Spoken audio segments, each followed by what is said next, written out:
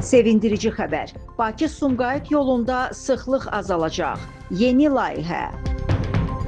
Xırdalan dairəsinə yaxın ərazidə Dövlət Yol Polisi postunun yerləşdiyi istiqamətdə yeni böyük yol ötürücüsünün tikintisi planlaşdırılır. Bu barədə reporta müsahibəsində Rəqəmsal İnkişaf və Nəqliyyat Nazirliyi yanında Azərbaycan Yerüstü Nəqliyyat Agentliyinin İdarə Heyətinin sədri Anar Rzayev bildirib. O qeyd edib ki, həmin layihə vasitəsilə nəqliyyat axınının əhəmiyyətli hissəsi Bakı-Şamaxı yoluna yönləndiriləcək. Anar Rzayev vurğulayıb ki, hazırda Bakı-Sumqayıt yolunda ən ciddi problemlərdən biri Xırdalan dairəsi ətrafında müşahidə olunur. Xırdalan şəhərinə M4 magistralından 3 alternativ girişin yaradılması nəzərdə tutulub, yəni Bakı-Şamaxı yolu istiqamətindən yeni bağlantılar vasitəsilə şəhərə giriş təmin ediləcək və bu da M1 magistralına, Bakı-Sumqayıt yoluna, xüsusilə Xırdalan dairəsinə düşən yükü əhəmiyyətli dərəcədə azaldacaq deyə Anar Rzayev bildirib.